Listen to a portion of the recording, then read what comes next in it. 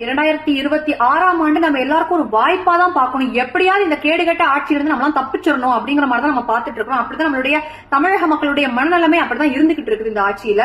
இன்றைக்கு போகி திருநாள். இந்த பழையன கழிதல் புதியன புகுதல்னு சொல்லுவாங்க. அதே மாதிரி இந்த பழைய ஒன்னத்துக்கும் ஆகாத சரியான வெத்துவேட்டு ஆட்சியை வந்து தூக்கி தூரம் போட்டுட்டு 2026ஆம் ஆண்டுல வந்து நம்ம ஒரு புதுமையான ஒரு முடிவு, நல்ல முடிவு, நல்லாட்சி கொடுக்கக்கூடிய ஒரு இடத்துல நம்ம சிந்திக்கணும், அவங்களுக்கு வாக்களிக்கணும், அவங்களை ஆட்சிக்கு கொண்டு வரணும். அனைத்து சகோதர சகோதரிகளுக்கும் என்னுடைய அன்பார்ந்த வணக்கம். திமுகவினுடைய 2021ஆம் ஆண்டுக்கான தேர்தல் வாக்குறுதியில 311வது வாக்குறுதி தான் இடைநிலை ஆசிரியர்களுக்கான சம வேலைக்கு சம ஊதியம்ங்கிற வாக்குறுதி. வாக்குறுதி கொடுத்தது எல்லாத்தையுமே அவங்க மறந்துட்டாங்கன்னு தான் வச்சுக்கோங்களேன். இந்த வாக்குறுதியை பொறுத்த வரைக்கும் இடைநிலை ஆசிரியர்கள் இதை நம்பி அவங்களுடைய இன்னல்கள் எல்லாம் தீருங்கிற ஒரு நம்பிக்கையோட திமுகவுக்கு வாக்களிச்ச நாள்ல இருந்து இன்னைக்கு வரைக்கும் 5 ஆண்டுகள் முடிகிற நிலைமையில இருக்கிறோம். இன்னைக்கு வரைக்கும் அந்த ஆசிரியர்களுக்கான தேவையையும் அவங்களுடைய வலியையும் கஷ்டத்தையும் புரிஞ்சுக்காத இந்த திமுக அரசு போராட்டங்கள் பண்ணியும் காவல்துறையை ஏவி விட்டு அவங்களை கைது பண்ணி அவங்களுடைய தேவைகளை முழுமையாக அலட்சியப்படுத்தின திமுக அரசு வந்து எந்த அளவிற்கு இவங்க வந்து மக்களை ஒரு பகடைக்காயாக வாக்குகளுக்கு மட்டும் பிச்சை எடுக்கிறதுக்கு மட்டும் மக்கள் கிட்ட போயிட்டு நிக்கிறதுக்கான ஒரு ஆயுதமாக மக்களை வந்து பயன்படுத்திக்கிட்டு இருக்கிறாங்க அப்படிங்கிறது வந்து தென்னந்தெளிவா இதுலயே தெரியுது.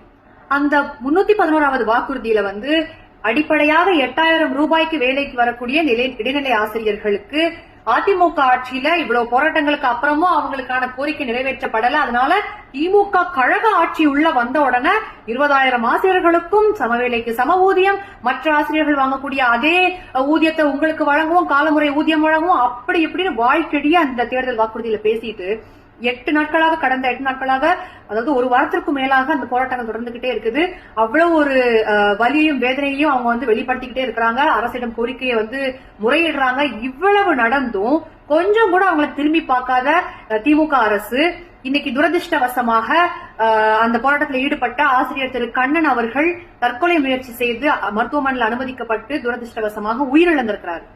உயிரே போற அளவுக்கு இந்த போராட்டங்கள் வந்து தொடர்ந்து நடந்துகிட்டே இருக்குது. அப்படின்னா இடைநிலை ஆசிரியர்கள் எந்த அளவிற்கான கஷ்டத்தையும் வலியையும் வந்து அனுபவிச்சுக்கிட்டு இருக்கிறாங்க. தொடர்ந்து அவங்களுக்கு வந்து இந்த ஊதிய முறைகேடு நடந்துகிட்டே இருக்குது.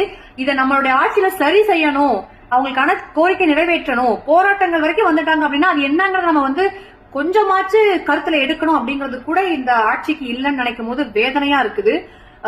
இந்த அளவுக்கு நடுத்தர குடும்பத்தினுடைய அதுல இருந்து சராசரியாக வாழக்கூடிய ஒரு மனிதனுடைய கஷ்டம், அவங்களுடைய வாழ்க்கையில அவங்க படக்கூடிய இன்னல்கள், அவங்க எவ்வளவு துன்பத்தை அனுபவிச்சிருந்தா இன்னைக்கு வந்து உயிரை மாய்த்துக் கொள்ற அளவுக்கு அவங்க வந்து தள்ளப்படுவாங்க மண்ணலைக்கு.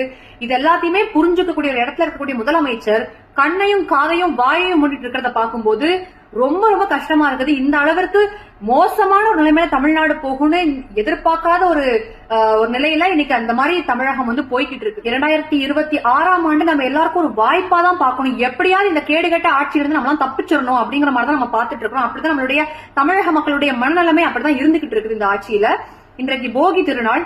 இந்த பழையன கழிதல் புதியன புகுதல்னு சொல்லுவாங்க. அதே மாதிரி இந்த பழைய ஒன்னத்துக்கும் ஆகாத சரியான வெத்துவேட்டு ஆட்சியை வந்து தூக்கி தூரம் போட்டுட்டு 2026ஆம் ஆண்டுல வந்து நம்ம ஒரு புதுமையான ஒரு முடிவு, நல்லாட்சி கொடுக்கக்கூடிய ஒரு இடத்துல நம்ம சிந்திக்கணும், அவங்களுக்கு வாக்களிக்கணும், அவங்களை ஆட்சிக்கு கொண்டு வரணுங்கிறத நம்ம சிந்திக்கணும் அப்படின்னு இந்த மக்கள் கிட்ட நான் தாழ்மையான ஒரு வேண்டுகோளை வச்சுக்கிறேன். தமிழகம் மலரட்டும், திமுக ஒழியட்டும். நன்றி, வணக்கம்.